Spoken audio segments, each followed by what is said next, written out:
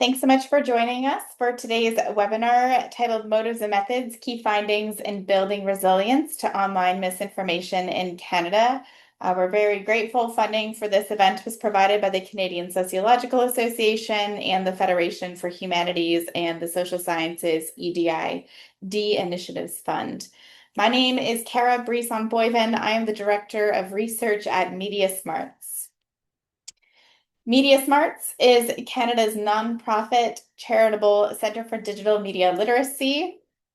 Our vision is that everyone is empowered to engage with all forms of media confidently and critically. And we do this through primarily three main pillars: research and policy, as well as public education and public awareness and engagement. So our research team designs original research studies, both in qualitative and quantitative methods. That research gets disseminated in all the ways you might imagine. And we also have the great privilege of having our education colleagues build off of their research findings in projects like the one we're about to speak to you about today to help become the evidence base through which we develop educational resources that we then disseminate in as many ways as possible to as many folks as possible. I would be remiss if I didn't mention that today this event is also taking place as part of our annual Media Literacy Week. Media Literacy Week began 20 years ago here in Canada at MediaSmarts. So we're celebrating our 20th anniversary of Media Literacy Week this week with events across the country, just like this one, covering all sorts of media literacy topics. So again, we're really thankful to the CSA for partnering with us on this event. I'm going to pass it off to my colleagues, Vanessa and Khadija, to continue the presentation today.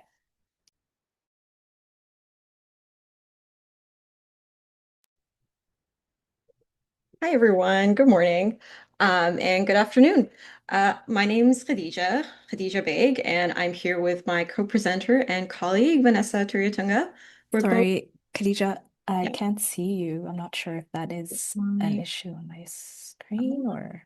again. Did it work now? Am I Yes, good? Yes. perfect. Okay, technical difficulties.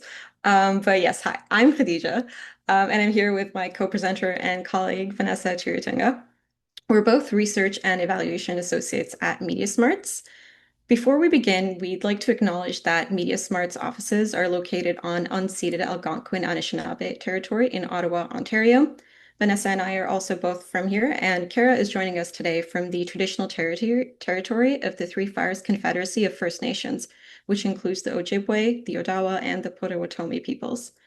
And while we meet here on a virtual platform, we should take a moment to recognize the importance of the land on which we're each located.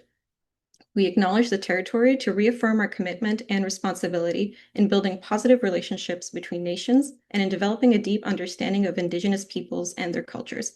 From coast to coast, we acknowledge the ancestral and unceded territory of all Inuit, First Nations, and Métis people. We encourage you to reflect on the territory on which you reside. So in this presentation, we'll be talking about our intervention research project titled Motives and Methods, Building Resilience to Online Misinformation in Canada. We designed this project to better understand how Canadians check and share information online and how interventions can impact these fact-checking and sharing habits.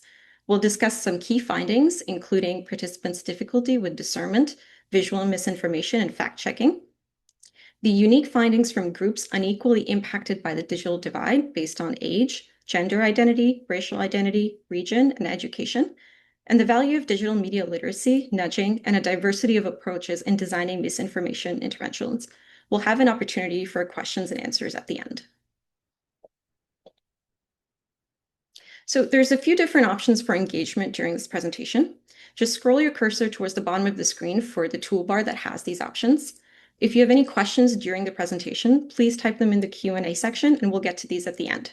There's also a live transcript that can be activated for accessibility, as well as Zoom-generated captions. So going into the project, this project builds on MediaSmart's successful Break the Fake program, which encourages Canadians to think critically and fact-check information before sharing it online.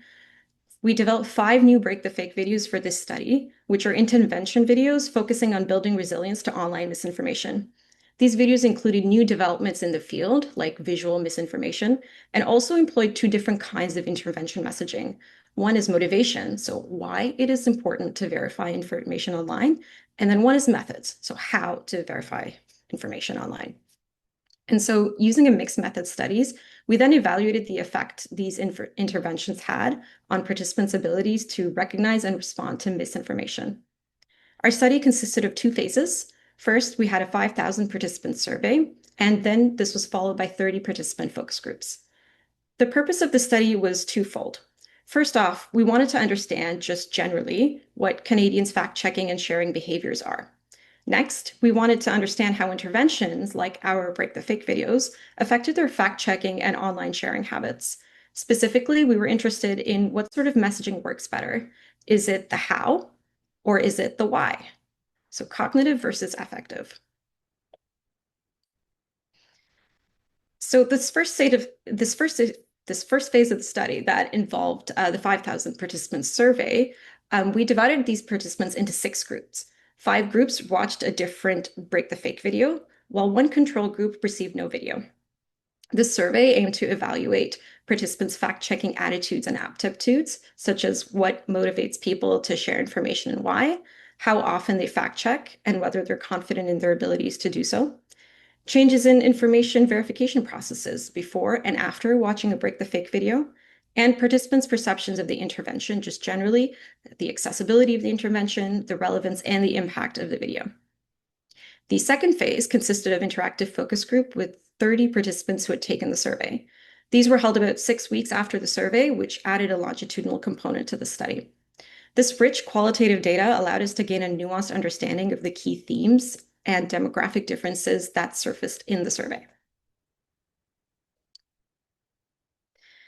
And so I'll be going a bit over our key findings in this portion of the presentation. So starting with what we learned about participant discernment, we found that overall, most participants did struggle to discern between true and false information that they came across online. On the topic of visual misinformation specifically, we found participants were more successful in discerning hyper-realistic, fake-looking images, but less successful when an image was linked to a true claim. So, for example, here's an example of a fake-looking image that participants had an easier time discerning as false. This is an AI-generated image of a cat-eye dazzle flower. You can buy seeds for it on the internet, but it is not a real flower and it does not exist. And here's an example of an image that participants had a harder time with. Henry Ford did invent the quadricycle, which is true, but this particular image is a deepfake. We also noticed a false bias present among our survey participants. They were slightly more likely to say that something was false, even if it wasn't. However, we interestingly noticed the opposite in the focus groups. People were more likely to say something was true rather than false. And this might have been due to a nudging effect because our focus group participants had already participated in the survey. They had already been primed to thinking about this topic. So that may have played a role. We did not find any significant differences between participants' discernment success based on the video they watched, which indicates that simply prompting people to think about information verification might have an impact on their discernment practice. Most participants also judged how accurate the information they were presented with was based on either by guessing or just how reliable or unreliable the information seemed. This finding appeared in our survey first, and this was confirmed and expanded upon in our focus groups. We also found that participants who watched or Break the Fake video on how to fact check information were slightly more likely to look up information during discernment activities. So moving from discernment into Canadian sharing habits, we found that overall, most people do not share information online. Those who said that they did usually check for accuracy before sharing it. And if they think something is false, they're less likely to share it. When it comes to sharing misinformation specifically, people are more likely to do so when it contains elements of truth. Although our study results do indicate that interventions may reduce the likelihood of sharing false information online. We found that participants who watched one of our Break the Fake videos were slightly less likely to share a false image than those who did not watch a video. Our third theme examines attitudes towards and aptitudes in fact-checking information. And it's within this theme that we observed a misinformation paradox. There were a few conflicting trends in our results that demonstrated this. So first, in both of our survey and our focus groups, participants reported being overwhelmed at the amount of information they come across online and the task of fact-checking it. They felt like it was impossible and expressed limited knowledge of fact-checking tools. They also said that they relied on their gut or intuition to determine what is real or fake online. Yet, despite this, many still reported that they were good at determining what is real and what is fake online. And so this paradox refers to the contradictory belief held by participants that they're both overwhelmed by and lacking in knowledge and skills when it comes to fact checking, yet also are good at determining what is real from what is fake online. And so lastly, I will share some key findings specific to visual misinformation because this is unique in its nature. As we mentioned previously, participants were more likely to accept a false image with a true claim as real and share it, but overtly fake-looking images tended to provoke cynicism even when they were real. We also found that comparatively, people considered visual information harder to verify than textual information. We touched on this in our focus groups, and our participants indicated that they were especially concerned about the growing sophistication of AI and their ability to navigate it. Slightly over half of our participants were also not aware of or had not come across of a deepfake online, and had also a hard time identifying AI-generated images or conducting reverse image searches. But despite this, linking back to the paradox I mentioned earlier, many survey participants also said they were confident navigating visual misinformation. And in addition to the key findings for our larger sample, we published a digital equity and inclusion brief to share the demographic differences from our survey findings. So across Canada, many communities are unequally impacted by the digital divide, which is characterized by lower digital access, skills, and opportunities to fully participate online or in the digital space. Research shows that digital inequality often intersects with age, gender, racial identity, education, and region, and other social, economic, and cultural contexts. Digital inequality and intersecting inequalities further compound the experience and effects of misinformation on individuals. And they also impact the kinds of interventions necessary to address misinformation amongst different communities. And so in this brief, we were able to capture demographic-specific trends that might be eclipsed by the overall sample and highlight the needs of groups that we know already that are unequally impacted by the digital divide. In the brief, we focused on participants' gender identity, racial identity, education, and region, and also include older adults in our larger research report outside of the brief to highlight age as a factor. We captured this information by asking for demographic information in our survey. So I'll be going over some of these trends over the next few slides. So on this slide, I have an overview of some of the demographic information we captured in the larger participant sample of 5,000 participants. I'm going to briefly walk us through each one of these charts one by one. So first, we have age. 39% of our participants were older adults aged 55 and above. Older adults were a community of focus for our study because they experience unique challenges accessing and using digital technologies, leading to social disadvantages and inequalities. We referred to this as the Gray Digital Divide. 49% of our participants identified as cisgender women, 47% identified as cisgendered men, and 3% identified as gender diverse. So gender diverse included, for the purposes of this study, those who identified as transgender, gender fluid, non-binary, two-spirit, or an additional identification that they specified themselves. 24% of our participants identified as IBPOC, that is Indigenous, Black, or person of color. 31% reported that they had high school level education or below. And finally, 61% of participants were from Central Canada, Ontario and Quebec. 18% were from the prairies, 12% from Western Canada, 7% from Atlantic Canada, and 2% from Northern Canada. I'll go in a little bit more detail on some of these findings, but before moving to the findings on the DEI brief, I'd like to talk about older adults. These findings were not discussed in the DEI brief itself, but in the main report because, as I'd mentioned earlier, there were a community of focus. So compared to those under the age of 55, older adults were less likely to correctly identify the accuracy of information. They were less likely to look up information and more likely to guess whether information they were presented with was true or false. They were also less likely to share information overall, but more prone to sharing misinformation when they did share. This was an interesting finding because research has found that older adults share misinformation more frequently than other age groups and are particularly vulnerable to it. However, we found this nuance that they were consistently less likely to say that they would share any of the examples we provided. But when they were more likely to share an example, it was a false one, specifically the Henry Ford quadricycle image example that we had discussed earlier. Finally, older adults were also less likely to feel confident in their ability to identify misinformation. I'm going to pass it on to my colleague Vanessa here to discuss the key findings from our DEI brief. Thanks, Khadija. So our survey revealed some significant findings related to gender identity as well. Compared to those who identified as men, participants who identified as cisgender women were more likely to present a false bias. So this means they were more likely to say that something was false even when it wasn't. And this is similar to the trend that was presented by the overall sample.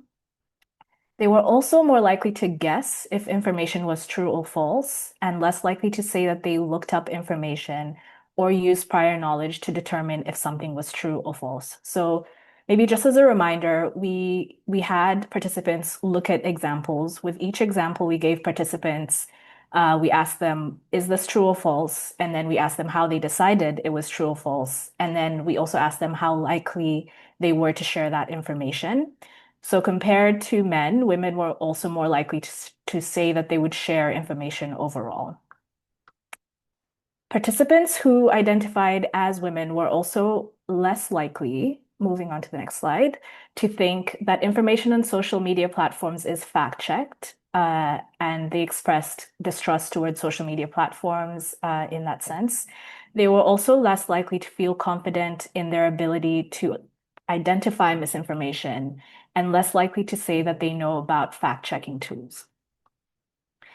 Among participants who identified as gender diverse, we didn't observe any trends related to discernment of true and false information, nor did we observe any significant trends related to fact-checking aptitudes and attitudes.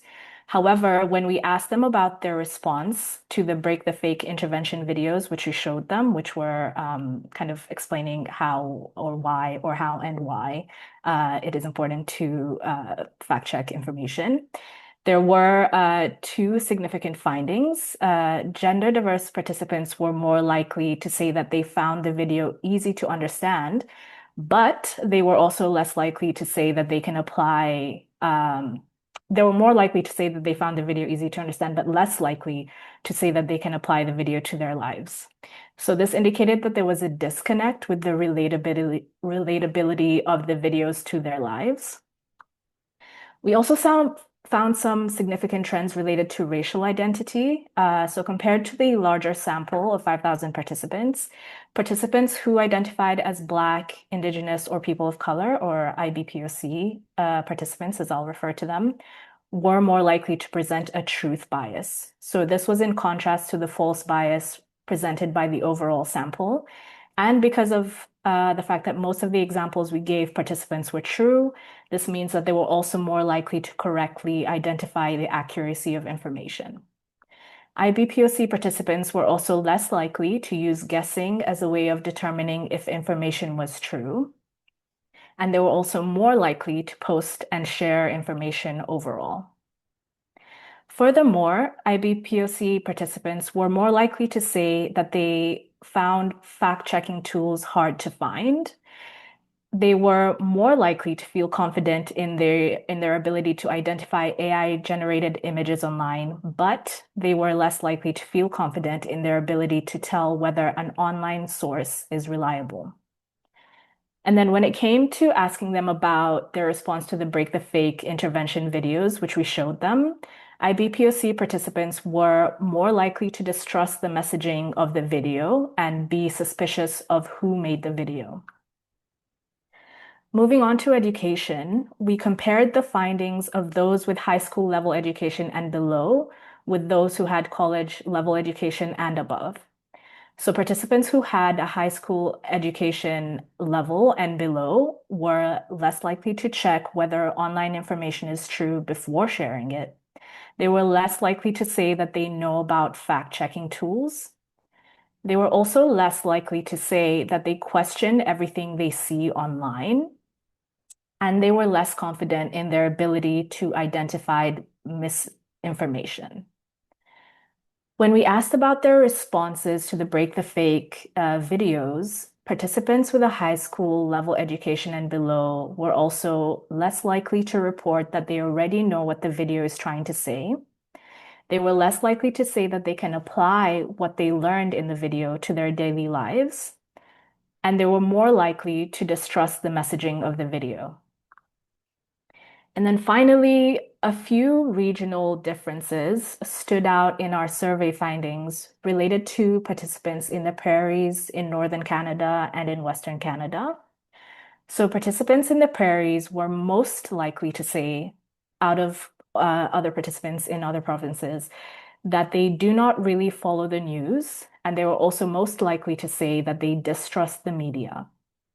Additionally, although they made up only 2% of the sample, participants in Northern Canada were most likely to post and share information overall.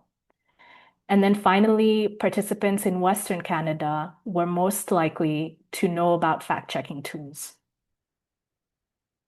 So drawing on key findings from our survey and focus groups, we developed recommendations for developing and designing effective misinformation interventions.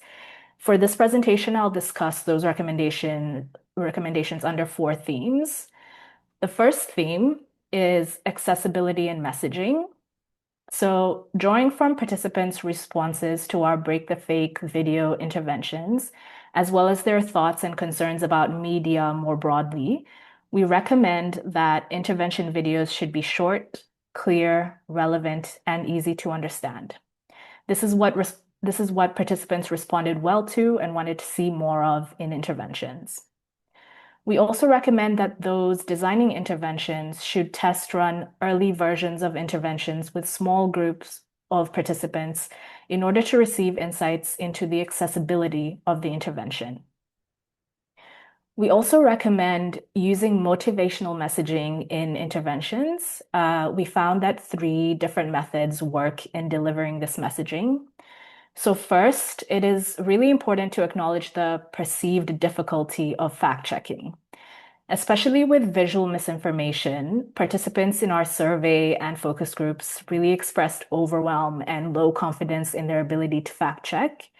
And so highlighting that this is a collective experience, acknowledging the challenges and pointing people to simple and straightforward steps for fact-checking can be really effective in countering overwhelm.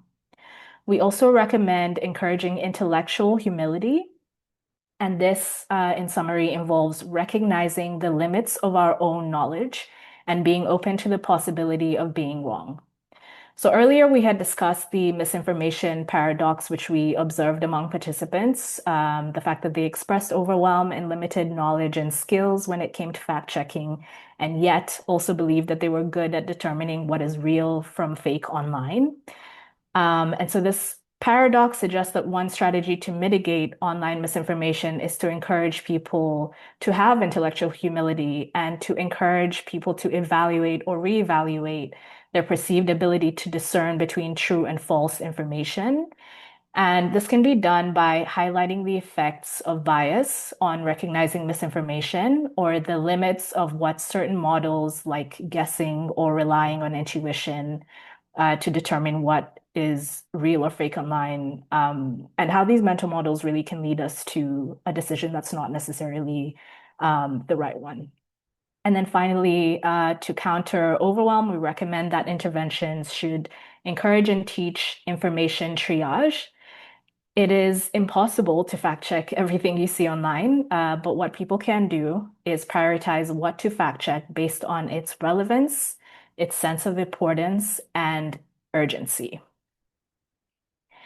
So in our recommendations, we also talk about the value of a diversity of approaches when designing interventions.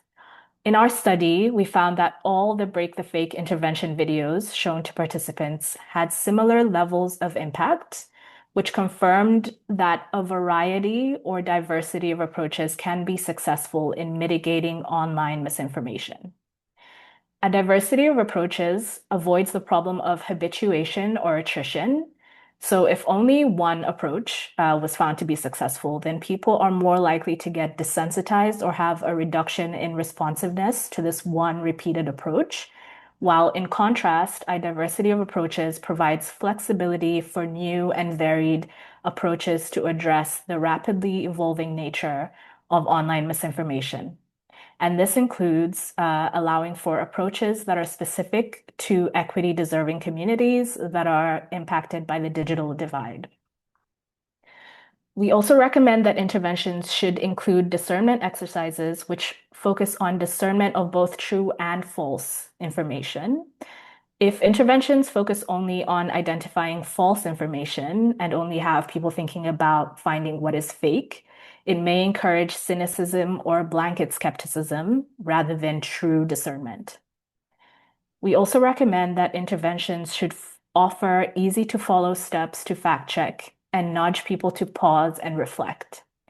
These were two approaches that were the most effective in our survey findings, and nudging in particular has been shown to be effective in previous misinformation research, such as the work of Gordon Pennycook and David Rand on accuracy prompts.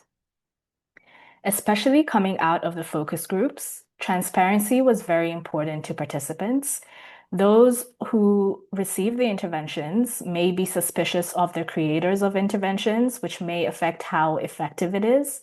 So being transparent about who has created the intervention and the goals, objectives, and funding of the intervention may be helpful. And then finally, participants wanted interventions to avoid preachy language, as one focus group participant put it, in favor of using clear, direct, and practical language to communicate interventions. So visual information was a key focus for the study. And in our recommendations, we state that interventions should treat visual information and visual misinformation as distinct. Because it really is a unique form of misinformation that raises new concerns and requires specific interventions that are distinct from those developed for text-based misinformation. And in the focus groups, it was especially clear that participants saw visual information as a unique challenge. So as one participant put it in the quote that I have up here, it's definitely a lot harder now to verify visual information online as AI-generated tools become more advanced. Deepfake and AI-generated humans look so real these days, I find it tricky to distinguish between authentic and fabricated ones. So in that same vein, we recommend that interventions targeting visual misinformation should avoid encouraging hacks for detecting AI-generated content, which may lose their validity as AI continues to evolve. So for example, looking for blinking or extra fingers as a form of deepfake detection has now become ineffective as deepfake technology has evolved. And then instead of using hacks, we recommend using clear and positive messaging, acknowledging the challenges that come with this evolving technology, and teaching simple tools for fact-checking visual media. For example, reverse image searching. We had a number of recommendations related to digital equity and inclusion, which were considering how interventions can be designed with and for communities unequally impacted by the digital divide. So in our digital equity and inclusion brief, or DEI brief, each recommendation starts with identifying the key needs that we observe from specific demographics, as well as including any research related to those needs and best practices for addressing them. So our first key finding was that older adults, participants who identify as cisgender women, and participants who had high school level education and below had low self-reported confidence and knowledge in fact-checking processes and tools. So in other words, we found that fact-checking confidence and knowledge was impacted by age, gender identity, and education. As I mentioned, we highlight research that contextualizes these findings, such as the gray digital divide experienced by older adults, the gender digital divide experienced by women, and the fact that women tend to understate their technical knowledge compared to men. And then we also note that because of the inadequate and inconsistent nature of digital media literacy education in Canada, K-12 students may only have access to a patchwork of basic digital skills, which may not include those needed to recognize and respond to online misinformation. So in our recommendations, we stress the importance of an integrated approach to digital media literacy education within and beyond K-12 classrooms. Canada needs a curricular framework for digital media literacy education in schools, as well as a national action plan for digital media literacy to support equitable, inclusive, and lifelong digital media literacy education beyond classrooms. So it can reach both people in schools, but also older adults who face this great digital divide and everyone in between. We also recommend the prioritization of motivational messaging, which may help those who experience lower confidence when it comes to fact checking. And this is in contrast to an approach like intellectual humility, which may be more helpful for those who may overstate their confidence and knowledge. And then finally, we recommend prioritizing clear and practical tools in interventions. Our second DEI finding was that IBPOC participants with a high school education and below, and participants from the prairies, which has higher shares of people living in rural areas than many provinces, were all more likely to express suspicion or distrust towards media. And again, in other words, suspicion and distrust towards media is impacted by racial identity, education, and region.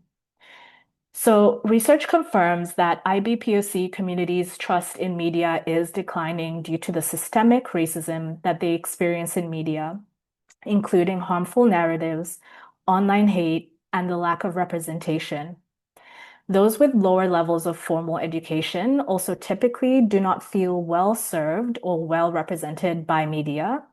And those in rural communities still face inconsistent access and quality of internet connectivity.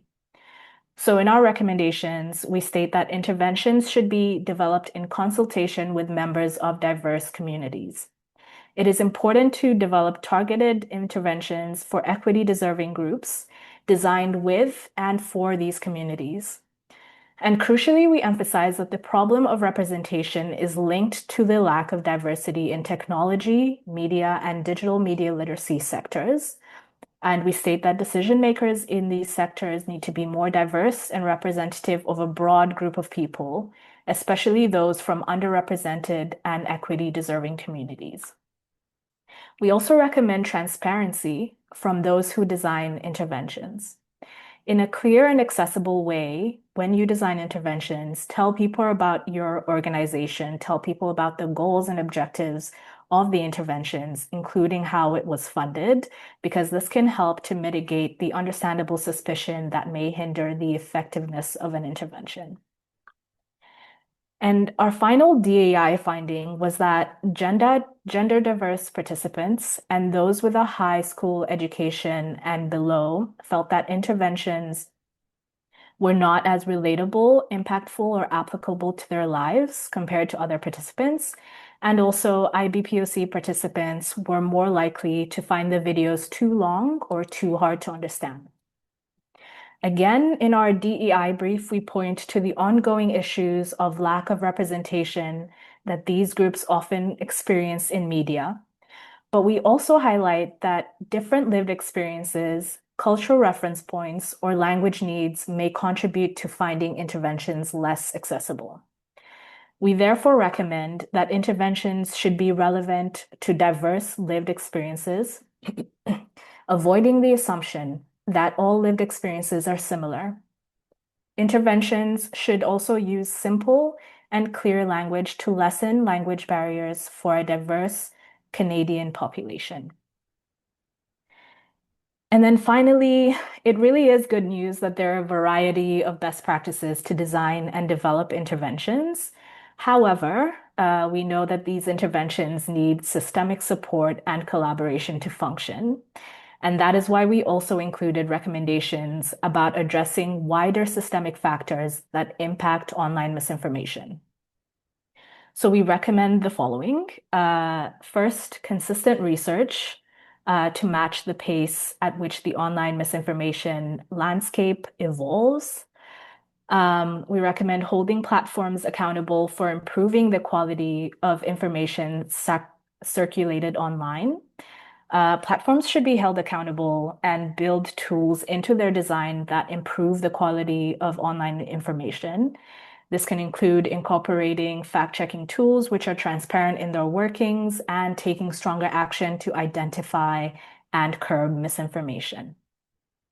We also strongly note the need for a national action plan for digital media literacy in Canada, which is crucial to the lifelong learning needed to build resilience to misinformation and necessary for equitable and inclusive digital media literacy education for all Canadians.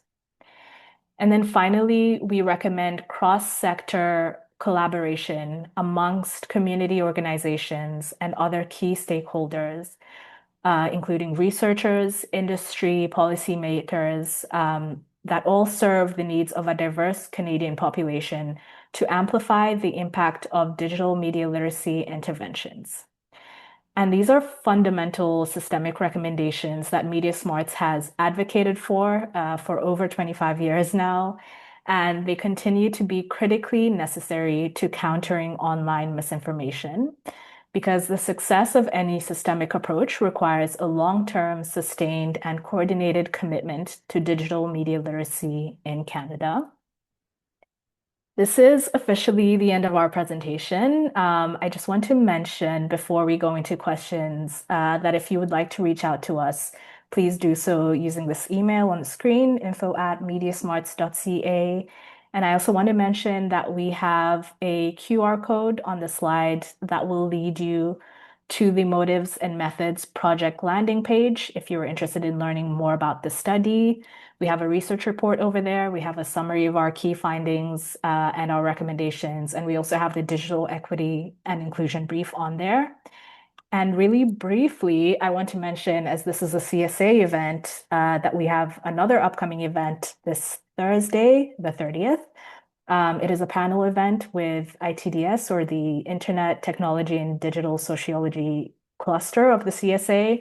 And it is titled AI, Intimacy and Influence, Youth Parasocial Relationships and the AI Age. Please do register if you would like to attend. We would love to have you there. I see there is a link in the chat that you can use to register. Thank you all for your time, and we look forward to answering your questions. Hopefully there's some in the Q&A. If you haven't put any, please feel free to do so.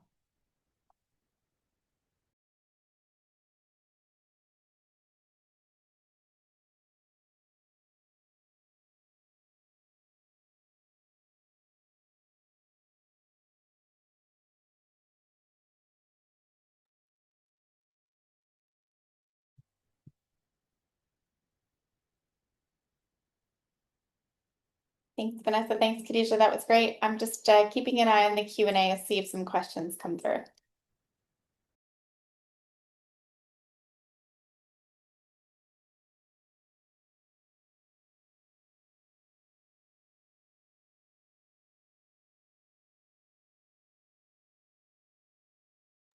Perhaps while some folks are thinking about if they have any questions, I'll just take a brief moment to add to the fantastic work that Khadija and Vanessa have highlighted here.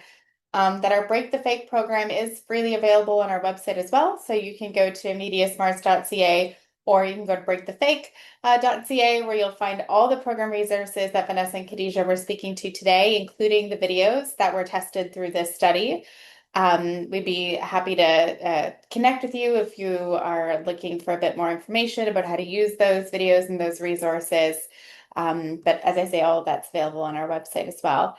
And as they highlighted in the study and in the presentation, one of the most valuable findings coming out of this work was that the resources worked. That they worked to both reduce the sharing of false or misinformation, as well as increase participants' ability to recognize misinformation and to increase their verification skills. So breakthefake.ca if you'd like some more information about that program.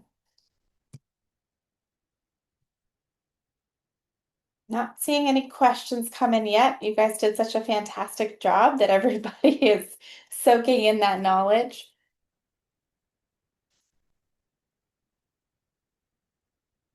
I can share a little bit more about Media Literacy Week as well. So I mentioned at the beginning, it's our 20th anniversary. Media Literacy Week is an event that did start here in Canada. It's now recognized globally around the world. It's an opportunity for several different community organizations. We have classrooms, we have community groups, we have libraries, we have post-secondary institutions, different senior centers, so you name it, different organizations participating in events. So if you go to MediaLiteracyWeek.ca, and thank you to Sherry for sharing that link, you can find a whole bunch of other events that are freely available that you can participate in. Some are in person, so there may be an event near you, but many are virtual or online events that you can easily attend as well. If you would like more information about how you can get involved in Media Literacy Week, we have I think we had 200 organizations this year participating across the country. So if your classroom or your institution is interested in getting involved in next year's Media Literacy Week, please do also reach out to us. We're always bringing on new collaborators, and our colleagues are happy to share information and help folks sort of onboard into that process to become a Media Literacy Week organization and collaborator as well.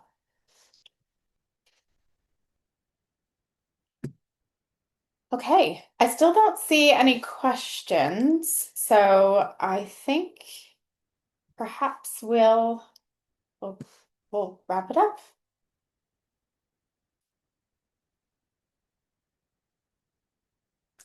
And special thank you to Sherry for helping organize and host the webinar. If other questions arise, please do email. Again, the email's here, info@mediasmarts.ca. We're also always happy to engage with folks on the work that we're doing.